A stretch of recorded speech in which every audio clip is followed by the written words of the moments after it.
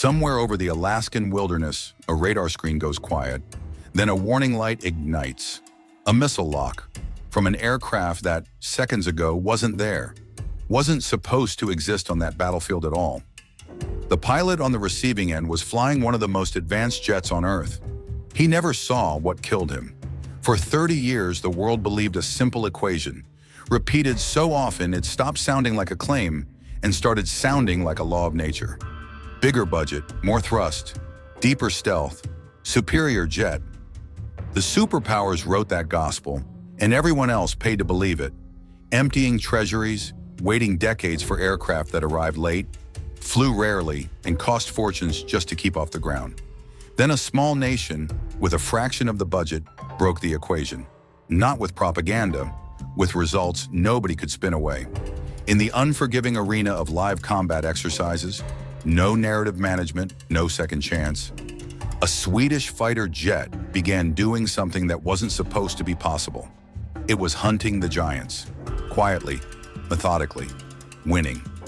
This is the story of the Saab Gripen, and why the most powerful air forces on Earth can no longer look away. To understand how disruptive that is, you first have to understand the world it was born into.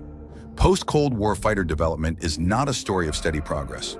It's a story of ambition consuming itself, slowly and expensively, over and over. The pattern has become ritual. A defense contractor backed by political allies proposes a revolutionary aircraft. Faster, stealthier, more capable than anything before it. The project gets approved. The money begins to move. And then reality arrives right on schedule. Technologies resist development. Software corrupts avionics. Stealth coatings prove maddening to maintain. Engines run hotter than promised. Every fix creates two more problems behind it. Timelines meant to be measured in years stretch into decades. Budgets double, then triple. By that point, the program is too politically embedded to cancel. So it continues. Bleeding money, bleeding time, delivering less than it ever promised. Take the F-22 Raptor, widely regarded as the most capable air-to-air fighter ever built, a true apex predator of the sky. It was planned at over 700 aircraft. Procurement was cut savagely to just 187 operational jets. A boutique fleet too valuable to risk in combat, too small to absorb losses in a real conflict.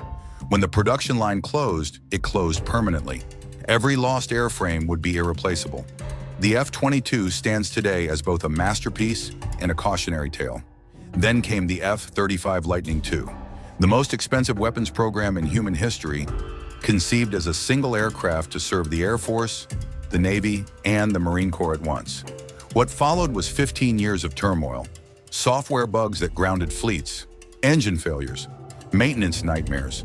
Pentagon test reports documented reliability shortfalls year after year, and those reports were consistently softened before the public ever saw them. Allied nations were pressured to commit hundreds of billions of dollars based on narrative, not verified performance. The myth was being marketed, aggressively, globally. It was into this exact landscape that Saab launched the Gripen. Sweden's design brief was philosophically alien to everything else being built. This wasn't a jet designed to project power across oceans.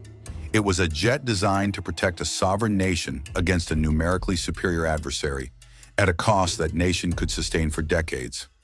That philosophy has a name, the porcupine doctrine. Costly to attack, nearly impossible to destroy cheaply, not maximum speed at any cost, not extreme stealth regardless of price. Instead, reliability, ease of maintenance, rapid turnaround. The ability to operate from civilian highways, forest clearings, gravel strips, serviced by a handful of trained conscripts with minimal infrastructure. Where other nations built fighters that depended on a vast logistical tail just to stay airborne, Sweden built one designed to survive that tail's destruction and keep fighting anyway. The engine is a derivative of the proven General Electric F404 and F414 family. Mature, dependable, deliberately unglamorous. Saab chose integration over invention, proven technology over unproven promises. No developmental hell, no decade-long software death spiral, a jet that simply worked from the beginning. For years, the skeptics were loud. Too light, too small, never a real match for the F-15 or the Su-30. For a long time, the debate stayed theoretical, until the exercises answered it, on the record, in the air. Red Flag, Alaska, the most realistic air combat simulation on the planet. No controlled variables, no friendly referees, just results. Gripens flying as the adversary force posted kill ratios that defied every conventional expectation. One squadron reportedly achieved a 10-to-1 kill ratio against a mixed international force, not surviving, dominating, against aircraft costing multiples more, flown by pilots trained on the most advanced systems money could buy. Those results were never announced. They leaked through pilots swapping stories, through analysts piecing together fragments, through the corridors where the old myth was still trying to hold its shape. The real edge wasn't brute force, it was architecture. The Gripen's true weapon is its data link. Sweden pioneered electronic and tactical silence as its own form of stealth. An entire formation shares one real-time picture of the battle space, while only a single aircraft actively radiates. The rest receive, maneuver, and fire in total electronic silence. One sees, all know, anyone shoots. A flight of Gripens becomes a single distributed organism. Opponents relying on radar warning receivers found themselves receiving missile alerts from threats their systems had never detected, fired by aircraft that, to every sensor available, simply did not appear to exist. Situational awareness was outperforming raw speed. Information was defeating stealth, and the numbers make it brutally concrete. The F-35A's flyaway cost sits around $80 million. The Gripen E lands in a comparable range. So acquisition price alone was never really the story. The real story is cost per flight hour.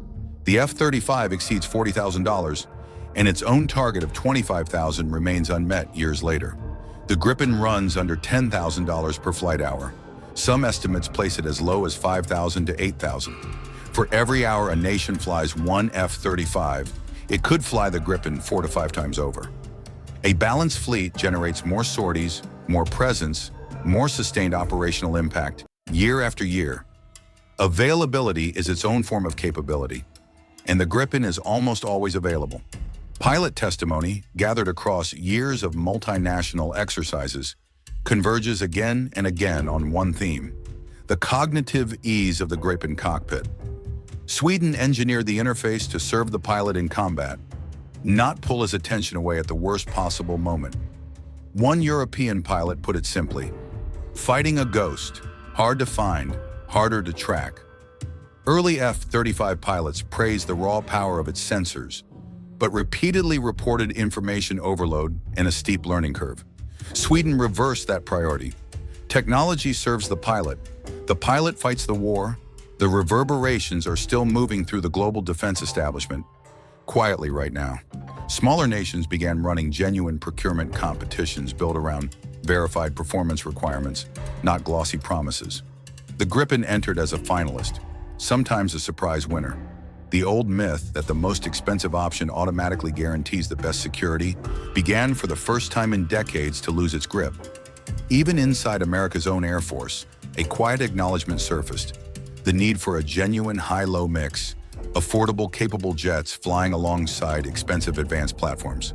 An implicit admission that the one-jet-fits-all strategy had been flawed from the start. In the end, the Gripen proved one idea above every other: a sovereign nation can design, build, and operate a world-class fighter without generational debt and without endless development cycles. Pragmatism is power, efficiency is strategy, honesty about what a system truly costs to build, fly, and sustain. That in the end is the real competitive advantage in a world still intoxicated by myth. Sweden built a porcupine. The giants discovered too late that they had been bleeding from its quills for years. The sky is no longer closed. The competition is finally, decisively, decided by merit.